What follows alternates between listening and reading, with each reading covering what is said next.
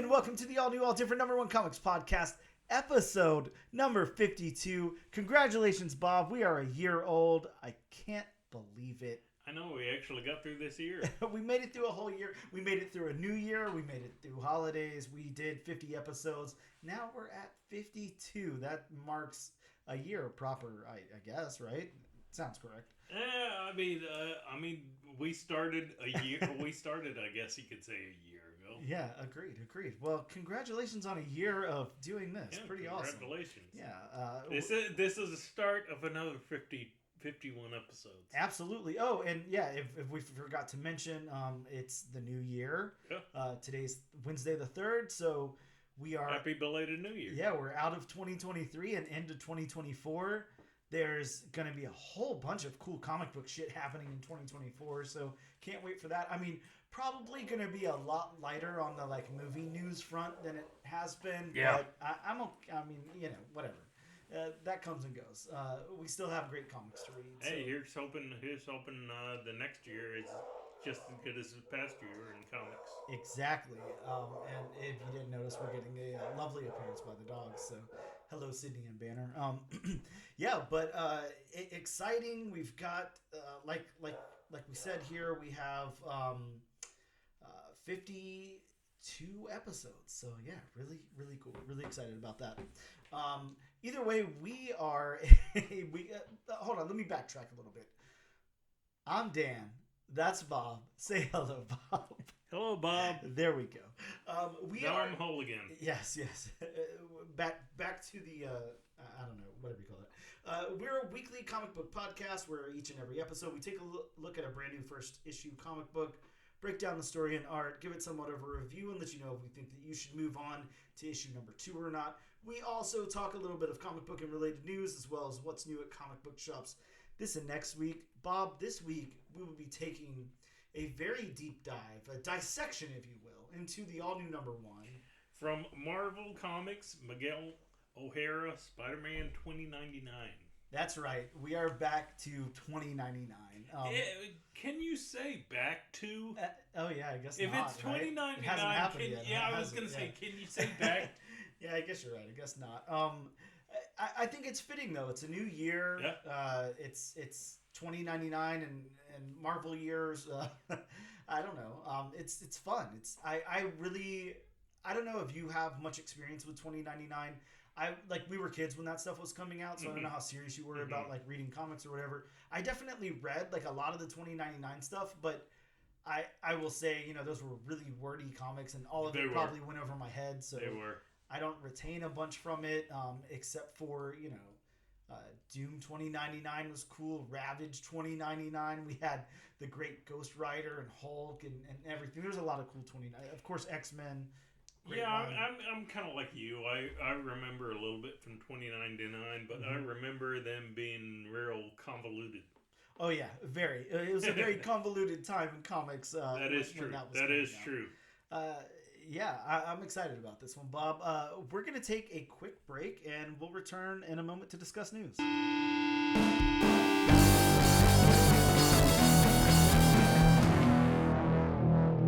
Hello, and welcome back to the all-new, all-different number 1 comics podcast, episode number 52. Bob, let's talk about news. It's a very, very light news week. There's not a whole lot out there. Not much happening. I thought it would be so much different now. Given that the writer and actor strikes are over, but... Well, the unfortunate thing, especially from a little bit of, comic news we found out, with the writer strike, I'm sure there weren't a whole lot of movies that were deep into production when the strike happened. Yeah. So now that the strike is over, studios have to kind of... not do a jailbreak, but it's kind of like everything's getting pushed back because nothing is really written. Yeah, and that makes a lot of sense. I think, I don't know, it's crazy. Of course, you and I are probably, I guess at least a little bit different than some of the general movie-going audience or whatever, but there was a lot of talk before the strikes happened anyways of superhero movie fatigue. that had been going on, and if we are in the midst of that, then I guess this is a product of that as well. I don't know. We talked about it before. I don't really care. I mean, I'd love for there to be like lots and lots of comic book movies and TV shows and stuff like that out there, but I'm okay if the general audience is kind of done with it for now, and we're only gonna get like a few things here and there. Like it's awesome to be able to see that stuff. It was, I guess, a little bit oversaturated, to a point, but I'm okay. There's plenty of comic books to read. There's still plenty of great original stories out there and everything. The problem with movies is like, they hit trends. Like it comes and goes. Like the superhero movie was like a big trend for a while. If people are kind of done with it, then I guess let the next thing come up and take its place if that's what it wants to do. Well, according to some stuff I've read, it almost sounds like Kevin Feige is saying he's going to start, or Marvel's going to start doing quality over quantity. Yeah, which I think is a great idea. Of course. Because Marvel, for a little bit there, especially with all the TV shows, did get a little bit... They stretched themselves a little too thin because, again, like we've said before, the average person is not going to watch all the TV shows like, two hardcore comic fans like you and I would. Of course. And I think this about it, though. I don't blame them for trying it all. I think that, they're basing their model off of comics. I mean, that's what you do in comics. Like, you spread it out. Like, you definitely have events happen nonstop. You have tie-in books all over the place. Coming out of the events. Exactly, yeah. I mean, at what time is there just like one event going on? Right. Hardly ever. Right. And it makes sense. It makes sense because, I mean, whether you want to, I don't know, whether you disagree with them or not, like, the MCU, Kevin Feige, like, it was like very, very innovative. Like nobody else was doing that. Nobody else made it work. Yeah, they were pushing boundaries. You kind of had to. So if it's kind of reached its peak and now it's going to slow down or whatever, they're really going to focus on some quality stories. I think that's awesome. I don't see any problem with that. I mean, I think the biggest problem that I have is there's still some deep dives that I really, really want to see. And I don't know if I'll ever get those. I don't know if we'll get another Man-Thing solo movie is something that I'd really like to see. But, we did get that Werewolf by Night special that had Man-Thing in it. It was very well received. Everybody loved that. I loved it as well. That was cool. Hopefully we end up getting our Blade at some point. But I'd love to see some more of that horror stuff. I personally, again, and I know I've said this before, if I was in charge of things over at Marvel or DC, and superhero fatigue was like, by the numbers, like a really real thing, and that's what was going on, I would just go into a different, genre with some of this stuff. Like, both publishers have deep, I don't know, lore and horror, science fiction, all of that stuff. It doesn't have to be like hero related at all. There's plenty of things you can do with that. So I don't know. It'll be interesting to see how that evolves. What happens? I mean, if James Gunn really wants to get obscure, like we know, especially from Guardians, he likes to do. Yep. Why not the Challengers of the Unknown? Oh, yeah, that would be a cool one, huh? Come on. I mean, who has heard of the Challengers of the Unknown? Yeah, outside of comic book readers, yeah, no one. Granted, we may not have the Fantastic Four or the Avengers if it wasn't for Challengers. Yeah, we wouldn't. Yeah, absolutely not. I agree. Yeah, that would be so cool. Why not? I don't know. Either way, that's just some, of our opinions. Let's talk about actual news, Bob. And speaking of the MCU, this is... probably the biggest piece of news out this week, comic book related. Stephen Yeun, is that how I'm supposed to say? Yes. Okay. Stephen Yeun exits Marvel's Thunderbolts movie. Yeah, that's a downer. That is. Now, here's the question, because I didn't follow this too closely. Was Stephen 100% confirmed to be playing Sentry? I don't think he was 100%. Yeah, I think it was more like 99.5. Okay, so we just assumed, that's who he was playing. Right. So it could be somebody else or whatever. But I guess here's another question for you. Now with Stephen Yeun exiting, and I don't know. I haven't really looked too much into it. Who else is involved or whatever? If that information's out there, right? Like Thunderbolts was already like kind of a long shot. Like, do you see this still happening? Like,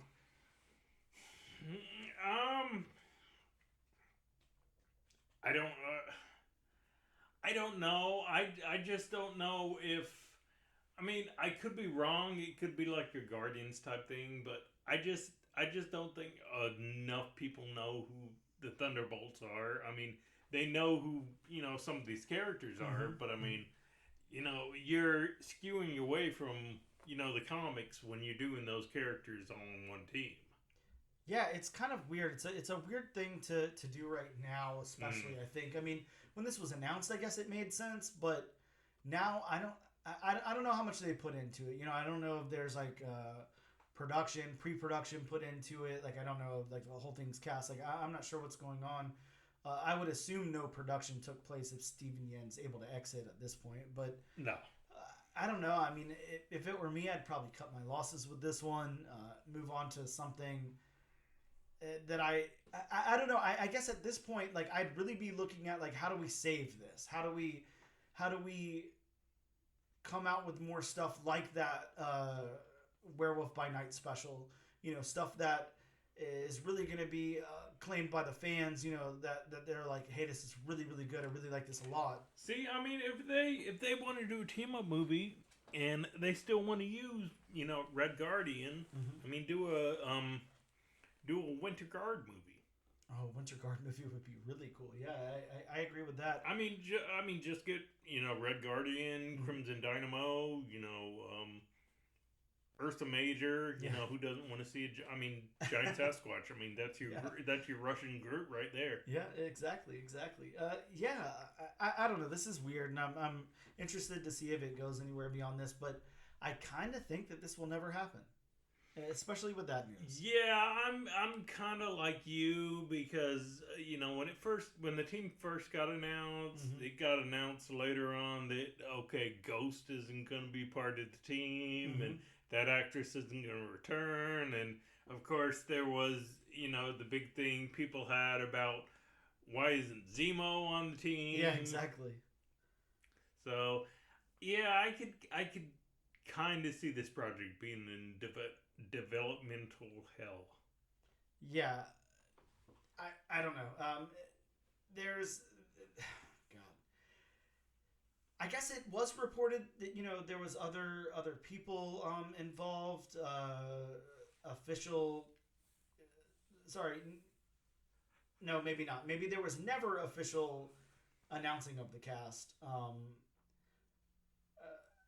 But it is saying that the studio revealed that Francis Pugh, Sebastian Stan, David Harbour, Wyatt Russell, and Julia Louis-Dreyfus were going to be in the movie. God, I don't know. I'm really interested to see what happens with this, if anything at all. So I guess we can just go ahead and put a pin in that one, and we'll report back later whenever we get some official announcements. Bob, another big giant piece of news that's not directly comic book related. It's more, I don't know, genre related or whatever. But how about Steamboat Willie? How about Steamboat Willie entering the public domain? It's funny, and I actually talked to a couple guys at work about this. Of course, I mean, they're about 20 years younger than I am, so they had no idea who Steamboat Willie was. I mean, we shouldn't know who Steamboat Willie is. That definitely predates us. Pretty much everybody should know who Steamboat Willie is, no matter how old you are. Yeah.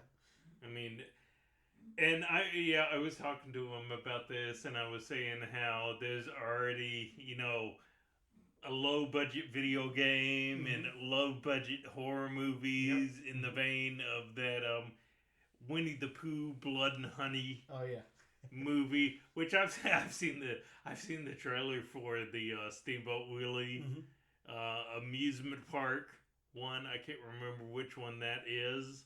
There's supposed to be 2 movies coming out. One where he's actually a steamboat captain, and one where he terrorizes, an amusement park with teens. So it's gonna be like Jason Voorhees meets Steamboat Willie, which sounds super fun. I can't lie about that. Yeah, this is very interesting. I don't know about you. Like, I follow a lot of comic book writers and artists and stuff on Instagram and X and all of that. Mm-hmm. And yeah, it's out there. I mean, a lot of people are doing like interpretations of it now because they can. And like you said, the horror movie, the slasher movie, it's interesting that we might, or that we will get to see something like that. Like you said, the Winnie the Pooh Blood and Honey. Now, while I couldn't sit there and watch the entire movie, I did try. On Halloween, I put it on and thought I'd give it a shot. It was a little too camp for me. I couldn't really get invested. Good camp or bad camp? I'm not going to say either way. I just couldn't get invested. There's too much going on around me or whatever. Mm-hmm. That seems like a, I don't know, late at night at home alone type of thing. But I don't know. This is Mickey Mouse. It's a huge inspiration to a lot of artists. It's not Mickey Mouse. It's not sure, Mickey Mouse. Sure, but it's somewhat Mickey Mouse. Mickey Mouse adjacent. Yeah, sure. It's the predecessor. See, and that was one of the points I brought up. I know Steamboat Willie is now in the public domain. Mm-hmm. I know the public can use his name, image, and likeness, so to speak. But, and I don't know how much they can do about this, but would you want to cross the House of Mouse in any way whatsoever? Never. Never. I would never, but, no thanks. Here's my big question whenever I get into it. Right. Is the whistle up for grabs? Is that still copywritten, trademarked, whatever? Is that up for grabs? Can you do that too? Because how can you have... Now, I didn't watch a trailer. I don't know if a trailer actually dropped or if it was just like an image or whatever, but how can you have a horror movie with Steamboat Willie not, creepily whistling? No, actually, there is a trailer out for the movie. There's the one movie where he's actually a steamboat, a sadistic steamboat captain. They just have a poster for. Oh, okay. But the one where he's terrorizing an amusement park, that one has a trailer which I watched last night. Wow. Yes. And thoughts on the trailer, Bob? Because I haven't seen it. I'm not gonna lie, for a low budget horror movie, I mean the trailer looked actually pretty good. Wow. But I mean, again, trailer is supposed to show the good parts. Mm-hmm. So did it have the whistle in it? I don't know, because honestly, I wasn't listening to it with the volume up. Okay. Just a silent trailer. I guess. Right. Okay. My last piece of news. Again, this was a very news light week. I guess some big things there, but still pretty light. Bob, Best Buy is removing DVD and Blu Ray from their stores. So it's like... The only thing I can say is it's about time. Oh, yeah, definitely. I can't imagine how it's hung on this long. I know. But, I know. I mean, I guess that officially marks the end of an era that should have been over a long time ago. Absolutely. Oh, yeah. I mean, I can't think of the last time I bought a physical... No, I can't either.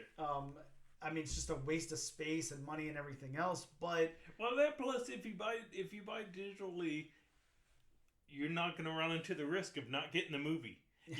Remember when you would go to Blockbuster? Oh yeah, and you would try to rent something, but they would be out, or you would go to Toys R Us. You would try to get one of those tickets for a video game. Yep. But they would be completely out of the tickets, so they didn't have any of the games. Mm-hmm. Yes. I mean, all too well. Yeah. If you buy them digitally, you don't run into that problem. Yeah, and it's been very interesting because I don't know about you. I used to like Best Buy a lot. I will say, like, I'm a big, I don't know, like... media person or whatever you call that. I really, you mentioned Blockbuster. I worked at Blockbuster for years. I was an assistant manager at Blockbuster, for until they shut down. So you know all too well about running out. Yes, all too well. But I mean, Bob, I was spending half my paycheck at Blockbuster. I bought every before DVD got popular, I bought all my VHS there. Did you buy Betamax? No Betamax. Once we transitioned over to DVDs, bought all my DVDs. Really big on that kind of thing.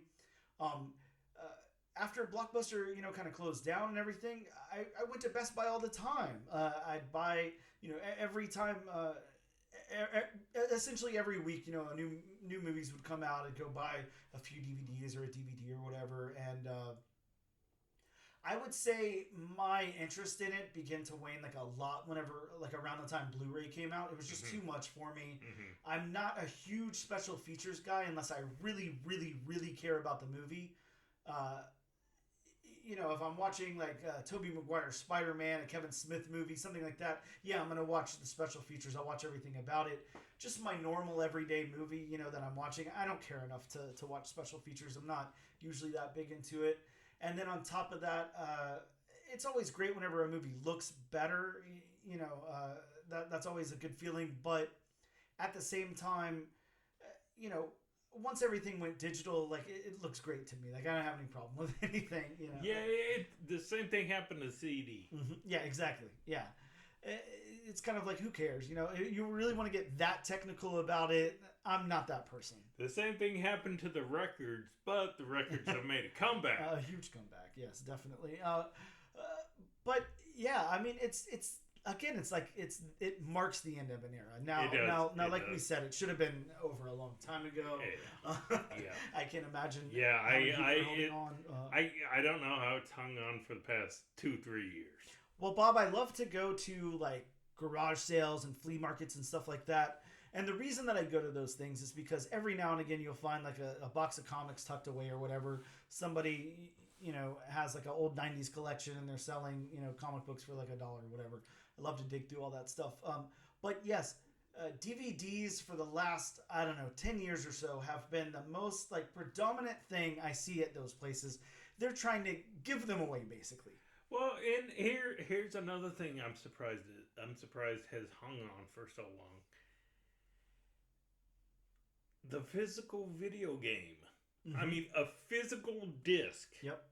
I know, there's some nostalgia. There's a big nostalgia factor with the physical disc or physical copy of a video game. Oh, yeah. But, just like the DVD, just like the CD, now you can, just... buy them online. It's the same price. You don't have to wait in line. You don't have to run the risk of it running out, the first day. You can, pre-order and have it downloaded, and play it that day. So I'm just surprised the physical video game is held on as long as it has. Yeah, you and me both. I don't see much of a purpose of it, but... No. Maybe there's some people out there who are really interested in physical media. I guess, Bob, this leaves...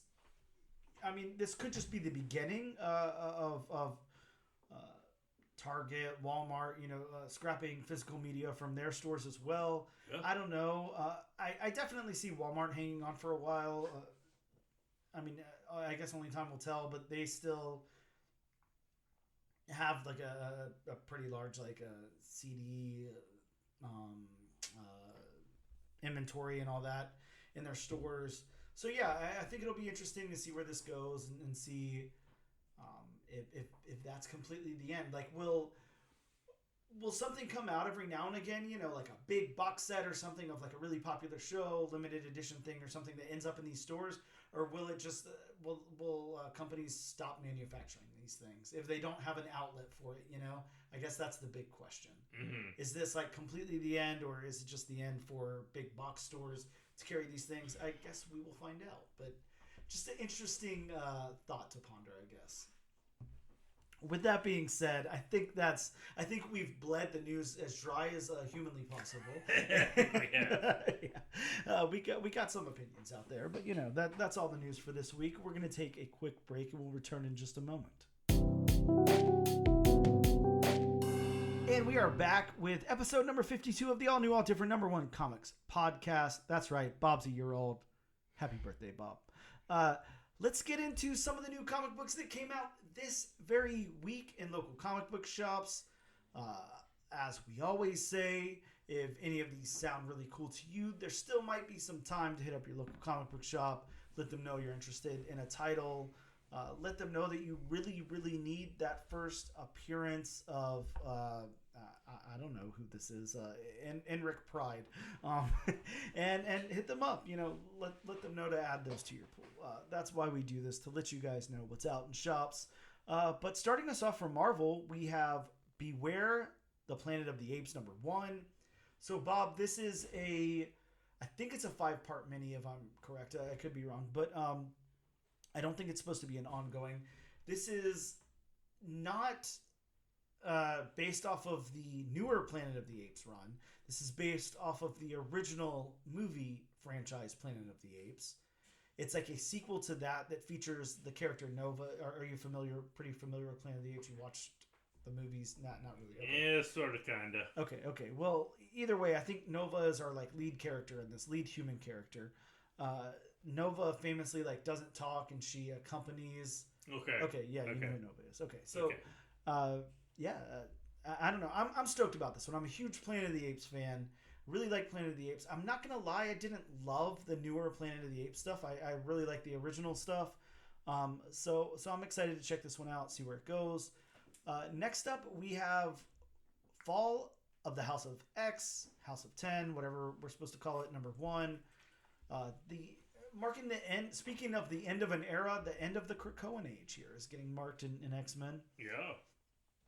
Bob, we've got Kid Venom Origins #1. This is a one-shot, and this is basically taking that first appearance of Kid Venom that was in Death of Venomverse. I think that was issue #2, and this is reprinting that. And it also was a surprise this week. It came with a 1 per store variant, a secret variant that came out. Nice. I've got my copy, but yeah, it was a secret variant, and hopefully that does well. It looked like it was selling pretty well on the secondary market whenever I looked last night. We've also got Marvel Meow #1. This is a physical printing of the the Marvel Infinity comic. We've also got Star Wars Darth Vader issue 42. And Bob, this is that first appearance that I talked about on the front end there of Enric Pride.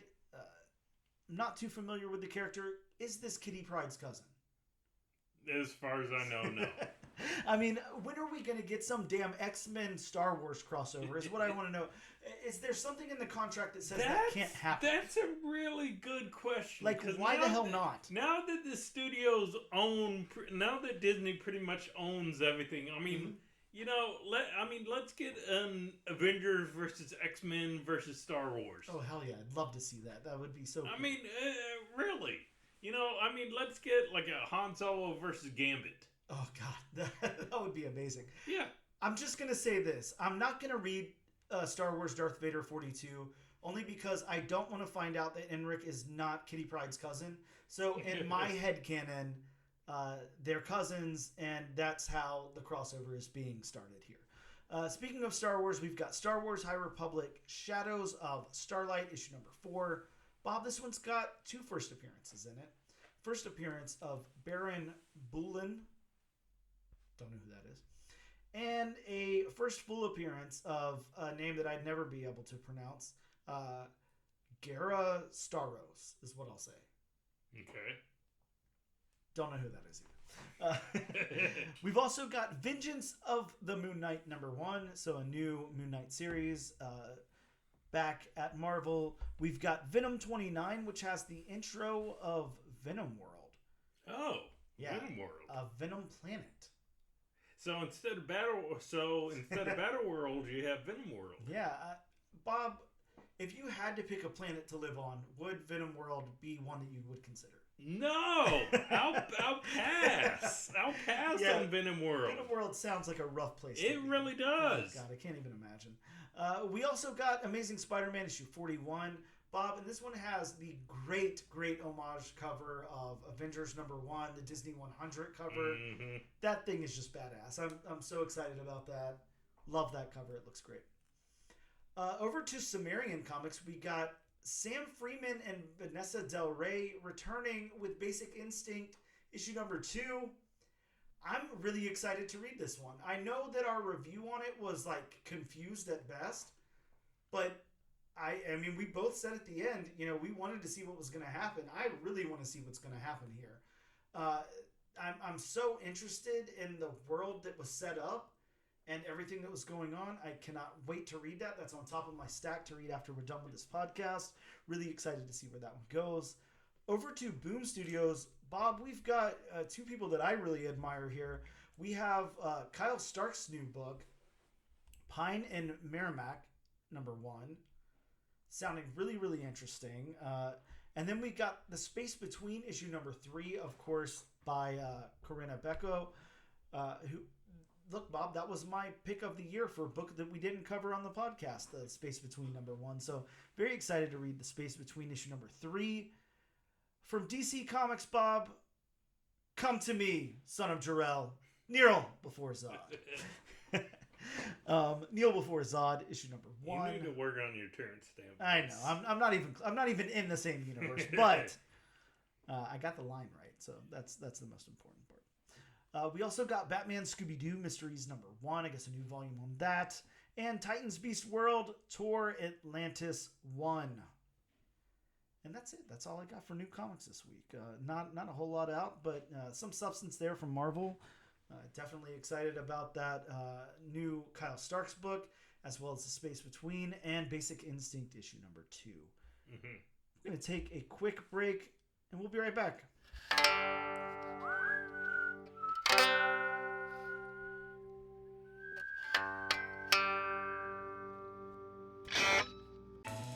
Do you listen to albums start to finish? Do you love concept albums? Are you always the first one at a party to bring up King Gizzard? Say no more. The Album Concept Hour podcast has everything you need. We have hot takes. It's like Voltron. It's just like Voltron. It's like Voltron with jazz. This is emo.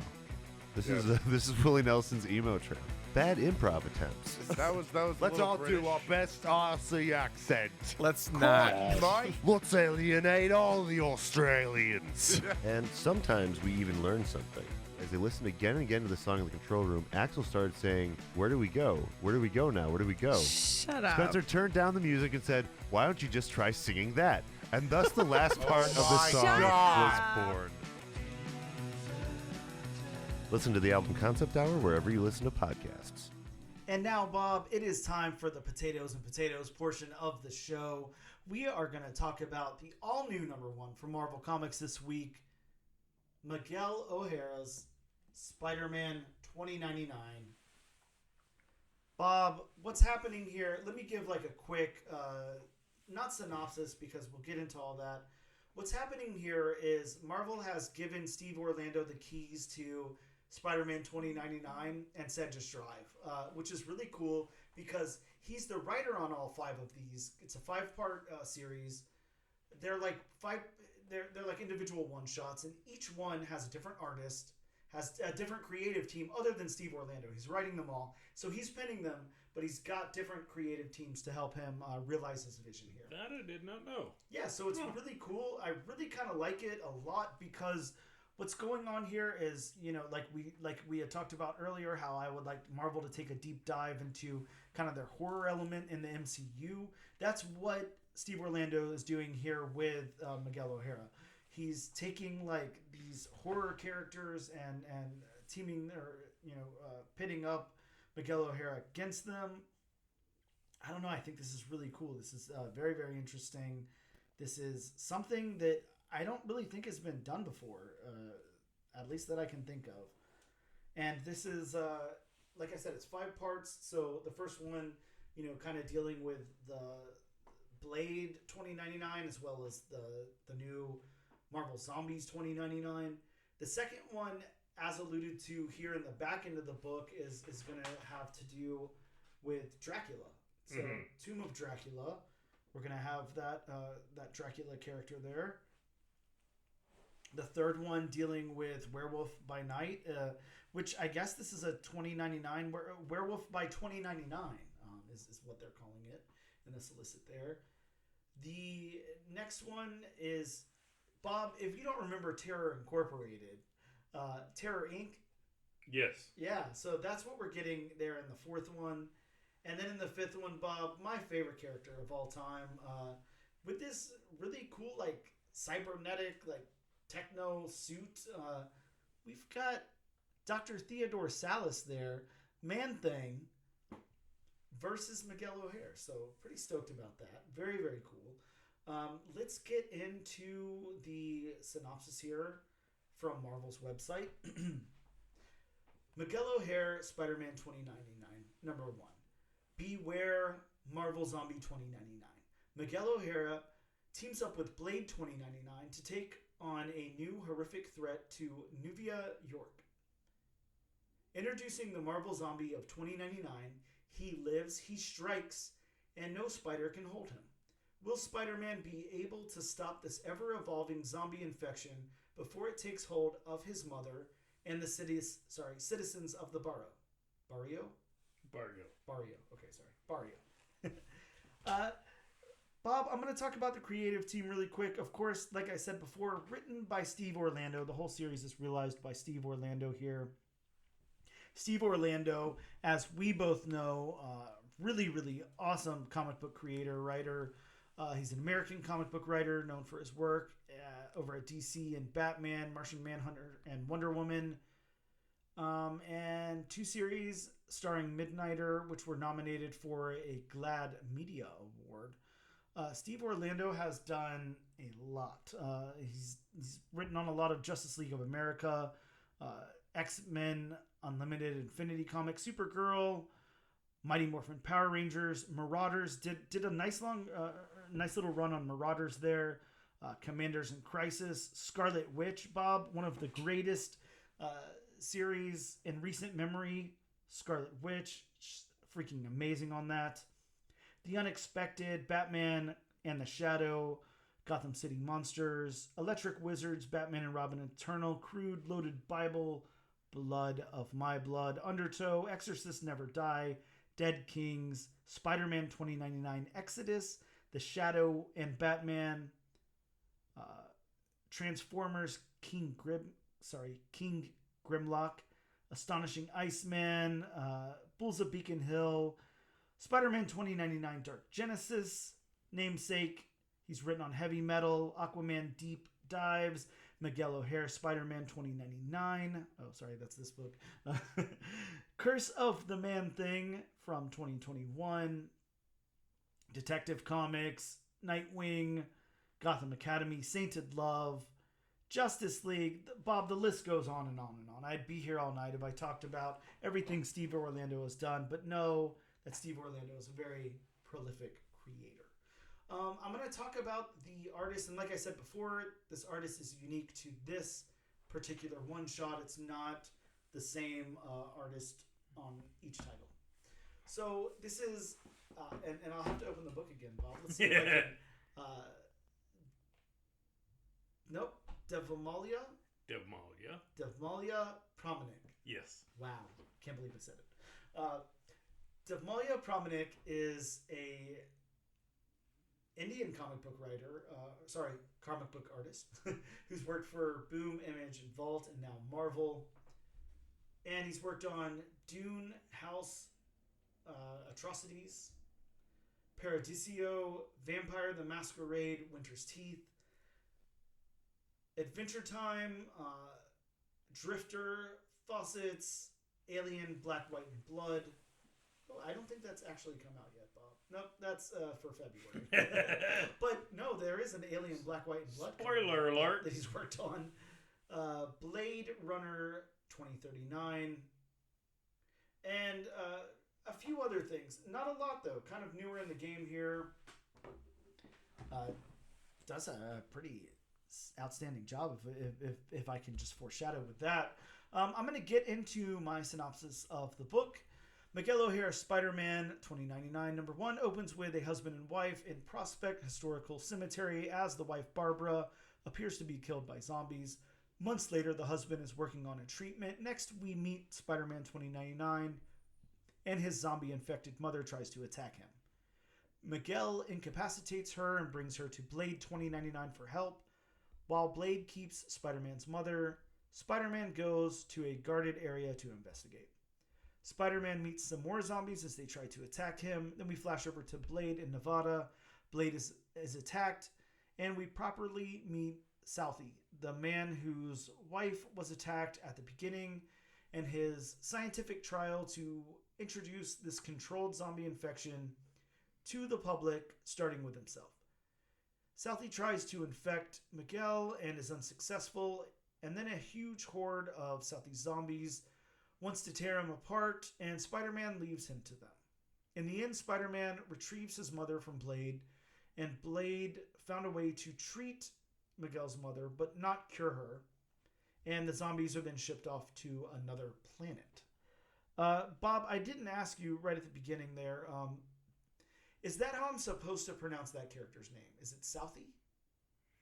That's what I got. Okay. Yeah, I mean, that's how it reads. Just wanted to make sure before I sounded too dumb. But yeah, I already recorded it. You got the artist right. That's all that matters. That is all that matters. I can't believe I got it. Let's break down this book, Bob. I've read it twice. I know you just read it right before you came over. Hopefully it's fresh in your mind still. How about the story beats here from Steve Orlando? How do you feel like that was executed in telling this story? I think the beats flow. I mean, you know, he spends just a little bit of time with, you know, why Southie is doing what he's doing, and then, you know, it cuts to Southie. You know, of course, like all scientists, they usually always end up experimenting on themselves. Yeah, of course. I mean, you can't be your first patient. And, you know. Yeah, for good or for bad, and then you know it goes to you know, the fact that Blade's mom got, or not Blade's mom, but Miguel O'Hara's mom got infected. You know, him going Blade. You know, Blade finding out that, you know, it's not an outbreak, it's all, you know, trial, and that the barrio is just the petri dish, so to speak, for the trial. Yeah, I'm with you. This is, I think you have to remember, because you know, when we picked this book, I can't say that I recalled that this was kind of like a one shot. Of course, that's not always immediately disqualification from our podcast. I mean, we've done a couple of one-shots. It's something we kind of shy away from. We like to do ongoing, at least a mini, you know, because the point of our podcast here is to let people know if they should move on to issue number 2. I feel okay with this one because, you know, even though it's not an ongoing story, it's not a to me, it's not a one-shot in the technical sense. Yeah, exactly. It is like a self-contained story, but this sets up for what's going on forward with Miguel here and what Steve Orlando is bringing to it. And the reason that I bring that out right now, you know, we're talking about the beats and everything. I think that for Steve to be able to introduce it this way, to introduce what's happening in this world here in the 2099 universe, and then kind of wrapping it up with that nice bow at the end, I really appreciate that. I think that there's definitely more story to tell there if somebody else wanted to pick it up and run with it, or if Steve Orlando wanted to leave himself some threads to come back to later. I mean, we've got a now, you know, you were talking about Southie creating this controlled infection. Now we have an entire planet that's populated with infected zombies, you know, 2099 zombies. I mean, to think that Marvel at some point will not circle back around to that. Oh, I'm sure they will. I mean, please, Marvel, give me the keys. I'll gladly circle back around to that. It's basically the planet of the symbiotes. Exactly. I mean, it's a nice setup that Steve Orlando is given somebody there, right? If not himself. So right. I really like the story beats. I think that they work well. I think that this was a very easy read. It flowed very nicely into one another. I mean, it was very straightforward. Again, like we have we open with the scientist. Something happens to him, and he wants to, experiment. We have Miguel's mom being, one of the people experimented on, and then he's looking for a way to cure his mother, and then he goes in for the fight, like I said, it wraps up very, very nicely. I couldn't. There's not much more I could ask for with the story beats here. I think they hit everything they need to hit. Right, and there's enough explanation to where it doesn't slow the beats down. Yep. Mm-hmm. Now, here will be like two interesting ones to go to: is the narrative and the dialogue. Narratively, this was told in a way. Sorry if I'm like a little stilted here with my thoughts, but I always have to think, whenever we're going back to something like very, very 90s, like something like a 2099 or whatever. Like, what are my expectations? Do I expect them to just revisit this world the way it was? Do I expect them to add like a new modern twist on it? I'm going to say with 2099, I'm always expecting to go back the way it was, like in the time it was created. I'm expecting a lot of narrative, a lot of dialogue. I think that this was pretty smooth in my opinion. I was scared. Steve Orlando's not, for me, like famously like super wordy or anything. He can get his point across, through the art and everything. Trust his writers and editors a lot, but I think that this one, plays it both sides like very, very nicely. There's a good amount of dialogue in this book. There's a good amount of narrative storytelling. I don't think it was overdone. It's not like picking up, one of those X-Men 2099s and reading for 3 hours to get through the first issue. It worked and it was a nice, easy read. I think narratively, the only thing that I could say is I think narratively from the story, I would have liked to get like a little bit more perspective from Southie, just a tiny bit. I know we were cut short. This was being a one shot, and it's just a single issue here. Yeah, I'm not gonna lie. I mean, in a way, I would like to, spend more time on, his, motivations, yes, and why he's and that's doing kind of where I'm what going. he's. Yeah. I mean, I know the whole thing with his wife, but I mean, it's kind of like, yeah, but that's just such a one-note character. Yeah, and I think that I don't see that in Steve Orlando's writing. He's not, he's definitely more fleshed out than that. Mm-hmm. I think that I think that he had like a lot more thoughts and ideas and everything. Maybe some of it got left on the cutting room floor because of how short this is, and it's just a one shot, and he has to introduce this whole world here. But I'm with you. I think that I'll give it this. I think that it's definitely intriguing enough. I want to know a lot more about Blade 2099, and I want to know a lot more about Southie. And I just think that narratively that those two left like a little bit more to be desired. And I don't think that that's a bad thing. I think that, you could overcomplicate it. You could overdo it. Mm-hmm. I mean, we've seen that done a million times. So I'm not blaming anybody for that, other than I just would have liked to have a little bit more time with both of those characters in the narrative sense, is all I can say about it. Now, the world building, I'm going to go ahead and say I love the world building here. This is very, very fleshed out. We're in like a pocket of the 2099 universe, the barrio here in... How am I supposed to say that, Bob? Nueva, York. Yeah, I love the world building here. I think that it's done really, really well. Of course, we're all familiar with Miguel O'Hara here. We've been more familiarized with him lately because of the Spider-Verse movies and all of that.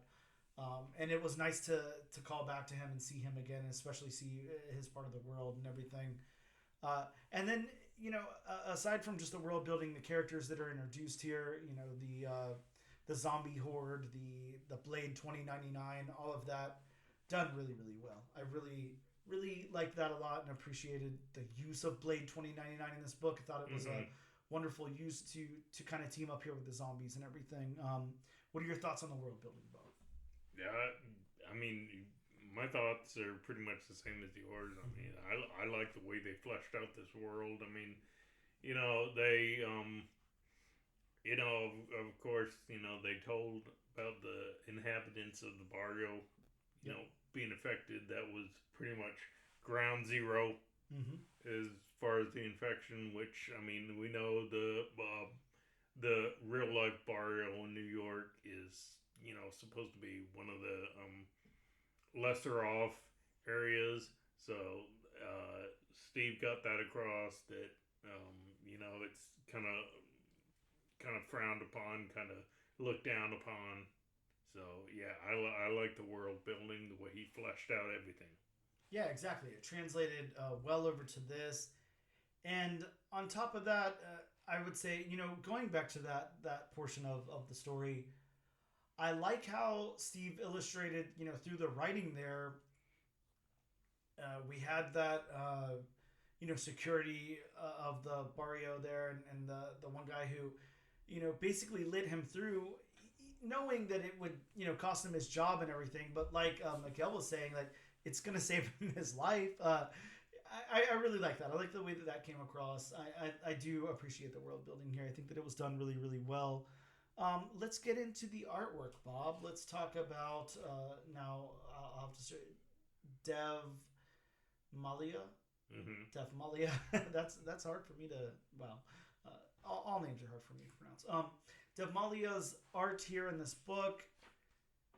Man, the character art, flawless for me. I really like it a lot. I think this is a really good team up. I think that he's done an outstanding job. He does something that I like a lot, which is you can tell that he's very, very skilled. You look at the close-ups of faces and stuff, and he's nailed them to perfection. There's a lot of detail and everything. But then like a panel later, he like skews it, makes it really, really weird, and gives you something that's very not traditional. I like that a lot because it shows like a lot of range. And it's not boring to look at. I'm not looking at the same thing over and over again. There's a sense of consistency to it, but I just feel like he can really show like a lot of range in this book. I really like this artwork a lot. It's very gritty. It's very cool. What did you think about the character art? My biggest thing, especially being a Spider-Man 2099 book. Yeah. How does Miguel O'Hara look? Oh yeah, how's he look in that costume? Exactly. Yeah. And he definitely nails that. Oh yeah. But I'm like you. Like when they're not zombies, I mean the faces look, pristine. I mean you can tell everybody apart. And once they go zombie or zeros. Yep. As they're called in this comic. I mean, you get the faces that are kind of, obscure. Yep. Yeah. It's got a really cool look to it. A very cool stylized look in here. Some really good artwork. How about that backgrounds, Bob? I don't know if you've, really been able to take a deep dive into these backgrounds here or anything. I was trying to do my best to look at them the two times I read the book. Of course, I was very focused on the foreground. These characters are really stylized in a way that just really does it for me. So I was trying to let the backgrounds, kind of be a background and do their own thing, but while studying it, because I know that we would have to talk about it. And I know that this is a big selling point for you, how these backgrounds come out. So I'm going to let you lead. Again, I have it open to some backgrounds here for you to look at, but feel free to take the lead on that and tell me what you think. Yeah, the backgrounds, when there's no, because he does that thing, when showing fast action, where you get the blurred lines, the blurred streaks going across, which is shots. A great way for artists to say, okay, this is a fast moving panel, everything is happening fast. But when showing the backgrounds, the backgrounds are really well done in this. Yeah, I'm with you. It's going to be very, very hard to say anything bad about this art. I think that it's really done very, very well. I think this is an outstanding artist. Just like, it was very hard for me to pull apart anything that Steve Orlando had done in this book, because I think that it hits on all cylinders. Right. It fires on all cylinders, however you're supposed to word that. I think it's working very well, but Yeah, I love these backgrounds. It's it's giving me those classic 2099 vibes. It's bringing in something new to it as well. It's showing the artist style and what he brings to the table. I really like the backgrounds in this. Now over to the locations. We don't go a lot of places. We don't explore very much of the 2099 how do I say that? Nueva York there. But the areas of it that we do see, these locations, the barrios, Barrio, Blade's lab, Miguel's apartment, Southie's lab. Yep. Mm-hmm. So we don't get a whole lot of locations. Yeah, not a lot of like big cityscapes or anything like that. But we know we're in the 2099 Nueva York universe. Yeah, we definitely know where we are. I think that this wins there too. The locations all look great. I don't know. It's just by default that we know where we are because of the storytelling. But I don't have any trouble wondering where I am, wondering what's going on in the story. It's all very laid out, very, very well, and it all looks fantastic. So I'm gonna say, I think that's a 10 out of 10 on locations too. I think it really hits, and I like it a lot. Now the last thing we're gonna talk about in this book is the colors, and of course we have a separate colorist. Bob, I would love it if you would say that colorist's name for me. Give me one moment. Well, I've got it right there for you if you want to. Raul Angulo. Okay, good. Raul Angulo. And Raul Angulo has done a lot of stuff. They've worked on a lot of things. Colors on a lot of things. Go-Go Power Rangers, etc. Buffy, Radiant Black, Mighty Morphin Power Rangers, all that stuff. Done a lot of work. I think that one of my aside from the writing, because I think the writing here is top notch. I think that, and we don't have a category for writing, of course. We talk about story, beats, narrative, dialogue, world building when we talk about writing. But I'm going to group all that together and say the overall writing is the best part of this book to me, and I love the art. So I'm going to say the second thing that really, really stands out to me here is the colors. The use of colors. Yeah, the colors work so well with the art, with the tone of the book, the palette that's being used. And like I said, we're in this like kind of like horror 2099 world. All of these are like horror elements. All of these Miguel O'Hare 2099, Spider-Man 2099 books from Steve Orlando are going to be horror themed. So I'm expecting this kind of palette. I love it.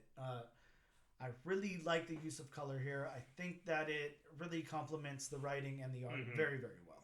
Yeah, they're bright where they need to be. They're muted where they want to be. I really love, as I've talked about in other comics, I really love his shadow work. Oh yeah, the shadow work is phenomenal. Yeah, this comic. So yeah, the colors are even that yellow sepia tone, where they need to be. So yeah, I'm really impressed, color and art wise on this book. Yes, completely agreed. I love it. Now, the most important question that we always ask here on the podcast, is this enough to get you to call your local comic book shop and ask them to add issue number 2 to your pool? Bob, do you recommend that our listeners check out issue number 2 of Miguel O'Hare, Spider-Man 2099? I do. That's a big yes. Yeah, I'm completely with you. I think that you could tell that we were both sold on this book from the beginning. Number one, Steve Orlando for me personally is a big selling point. That Scarlet Witch book is just kind of flawless in my opinion. It's so well written, so well done, so well realized, and Steve Orlando is just a huge heavyweight in comic book storytelling right now. So yeah, pretty much you print his name on the cover of any book and I'm there. But aside from that, just going into the book, by itself and everything, the story that's being told here and the potential for the stories to come, like I said, we've got Werewolf by Night. We've got Tomb of Dracula coming up next. We've got Terror Inc. That's a throwback. We have Man-Thing, my favorite character of the entire Marvel Universe. In case you don't know this. Yes, exactly. In case I don't say that every episode. I'm really, really excited to see Steve Orlando play in this sandbox. And I'm excited, too, because, I would think if I teamed up with an artist as well as this artist here, that I would do my very best to stick with that artist. So I'm very excited to see what Steve Orlando has up his sleeve, because he's working with a different artist on each and every one of these. So I think that we're going to get some different tones. We're going to get some different stuff going on. This is almost like anthology-like in a way, and this is very, very interesting to me. I couldn't ask for anything more. This is a very, very good comic. Bob, we had to spend a lot of time picking our top books of 2023, last week, and we did a bonus episode on that. If you guys haven't checked it out, make sure you go check it out. It's really fun. Me and Bob talk about all of our favorite writers, artists, covers, all that kind of thing. I would say to start off a brand new year with this being our first book, it's already going to be hard as hell picking. Now books. This has already set a bar. Books already have to top this to be on that list for 2024. So yeah, this is outstanding. I really loved it a lot. It was a pleasure to read both times I read it. I'll probably go back a third time and read it before issue number 2 drops. I can't wait to read more. I'm really excited about it. It's really good, and I absolutely 100% recommend that you guys add it to your pools. Make sure you check it out. It's so good. With that all being said, we're going to take a quick break, and we'll return in just a moment. Welcome back to episode number 52 of the all-new, all-different number 1 comics podcast. Bob, it's that time in the show where we talk about some of the new books that are coming out next week. Fingers crossed. Hopefully they come out next week. And speaking of hopefully they come out, Bob, let's hit them with a little disclaimer time jingle. It's now disclaimer time with Bob. Yeah, like I always say before I read what's hopefully coming out next week. Fingers crossed. Fingers crossed. These are just a few of the books coming out next week, taken from one source. So if you'd like a more in-depth list, please consult elsewhere. Please call your local comic shop.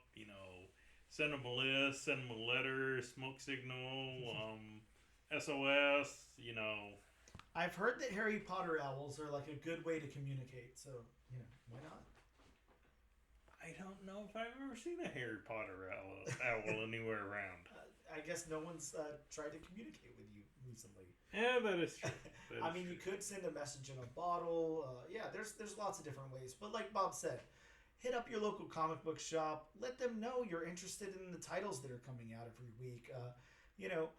Maybe they'll print you a nice little newsletter every week and give it to you. Maybe you can give them a call. They'll go over each and every title with you. You never know. But you won't know unless you give it a shot. And if you're like me and Bob and you live in Jacksonville, Florida, hit up Ben or Jonathan at Gotham City Limit.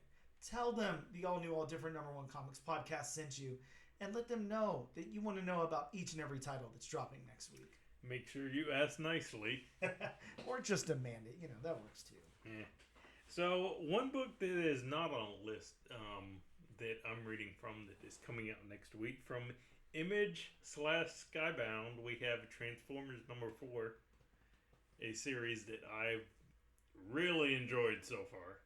That's right. Transformers issue number 4, part of the Energon universe. Yes. From Marvel, we have Star Wars number 42. This one's got a first appearance of a rogue Sith, but no Kitty Pryde cousin.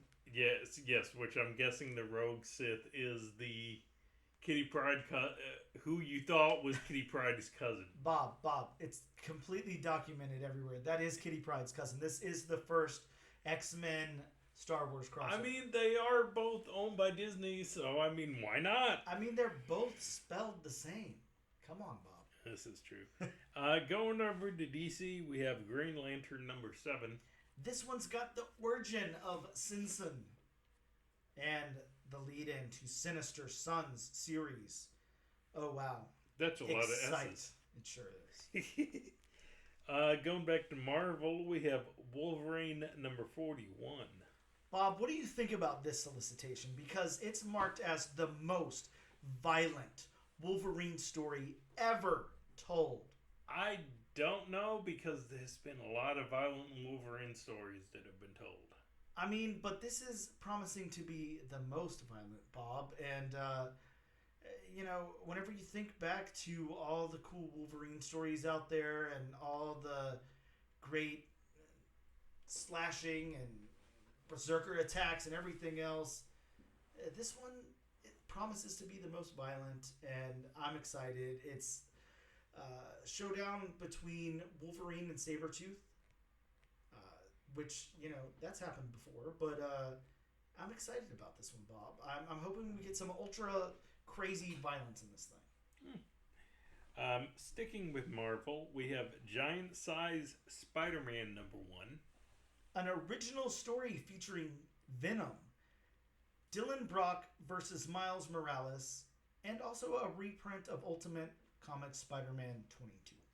That is kind of weird that they be printing 2 different universes in Yeah, it one is a book. little strange. 616 I'm sure they've done it universe and the Ultimate universe. before. Very odd. Huh. We have Rise of the Powers of 10 number 1. A 5-issue limited series that will tell part of the concluding story of the Krakoan Age that began in 2019 with the Powers of X and the House of 10. Man, 2019. Man, Long the time ago. Krakoan Age has been around for a while. Sure has. That's like an eternity in comic book time. That is very true. And finally, we have Ultimate Spider-Man number 1. Bob, how excited are you for a return to the Ultimate Universe? I am. This one's got the first full appearance of Peter Parker married to Mary Jane with a son and daughter. We have suburban dad life Spider-Man. Can't wait to see that. This one, Bob, when I was looking at Midtown at this, I mean, there's like no less than 50 covers on this thing. Some amazing covers, really cool stuff. I can't wait to read this. Just that regular A cover looks amazing. And I'm loving the Ultimate Universe design that they're doing on these with the kind of a little bit translucent white panel going down the left side of the book. Just really cool. It kind of harkens back to the old days where you had those borders, those anniversary borders with like everybody's faces. Yes, exactly. Yeah. Such. I'm really digging the trade dress on this. Looks really, really cool. With that being said, Bob, that's going to bring us to the point in the show where we figure out what we're covering next week. Of course. Fingers crossed. Yes. Of course, we're here with our unsponsored website, wheelofnames.com, which we use each and every single week to determine the book that we're going to cover. But I would like to throw out there, if you listen to the Best of the Year episode, the bonus episode that Bob and I just did, you will know that our mutual book of the year was Where Monsters Lie. We ended up covering that book because a listener was the one that suggested it to us. So I'm going to throw that out there again. We want to find the best book of 2024. Oh, please. And we could definitely use you guys' help. So please, for the love of God, let us know your suggestion. I'll go ahead and make sure that I put a poll up or something where you guys can suggest. And I'll keep that open for like 2 or 3 weeks so we can get some good suggestions pouring in. But please, we love the interaction and we love the suggestions. So keep those coming. And maybe we'll find another best of the yearbook. Yeah, that one was such a home run by It sure was. whoever suggested that. Please, let's do it again. Yeah, do it again. Even if it's the same person. Let's keep that going. But on to the spinning, Bob. We've got 4 books here on the wheel. Hopefully they all come out. But looks like... yes, Bob. So the book that it landed on was There Was Another Life. The book that is being released by Source Point Press that we hope is actually coming out. Yes. And we hope that our local comic book shop got at least 2 copies of. We're going to get on the horn and hit them up just to make sure that we can reserve a copy if it is. But we are going to do a backup spin and we don't have to talk about that on air. But yeah, our backup book is Rebel Moon, House of the Blood Axe. So looks like we won't be covering Ultimate Spider-Man, but that's okay. There's still plenty of time to cover more Ultimate books. And that about wraps up the show. Thank you guys so much for tuning in. Well, I just wanted to... yes, please. Yeah, I just want to say before we end the show, I recently found out from Dan, thank you, Dan, for letting me be aware of this, but both of my picks, the variant cover and the regular cover and the variant cover, have both been posted to the Instagram stories of Ani Press and World Tree. Yeah, such a cool honor. I mean, that is really cool. Yeah, again, like, you know, we've talked about it before. We're just two guys, you know. Yeah. We're just two guys who like reading comic books. It's so amazing how responsive the comic book community is. You know, I hit up creators all the time, you know, artists, writers, whatever, ask them if they want to come on the show and talk. And I mean, they take their time, you know, out of their busy work schedule and their day and stuff to come on and talk to us. Really, really cool. Something I never imagined would happen. Right. And then, you know, neither one of us are big social media guys, but we try to keep a presence for the podcast, you know, on TikTok and Instagram and X and all of that. And for us to be, you know, on the stories of Ani Press, you know, a huge comic book publisher that I know we both admire, and I know you admire very much for that Lamentation #1 cover, because it was your pick of the year for regular cover. You know, for them to post that on their stories, such a huge honor. And then on top of that, I mean, a book that we both mutually loved, you know, and could not stop reading this past year was World Tree. World Tree's official Instagram account posted that your variant pick of the year was that Jenny Frizen 1 in 10 variant for World Tree. So cool. So our name is out there, you know, being published by, being, you know, called out, however you word that, by such amazing forces in the comic book industry. Really, really cool. Yeah, so, and I'm glad you brought that up. I mean, yeah, and I just wanted to give a big thank you to both of them. Oh yeah.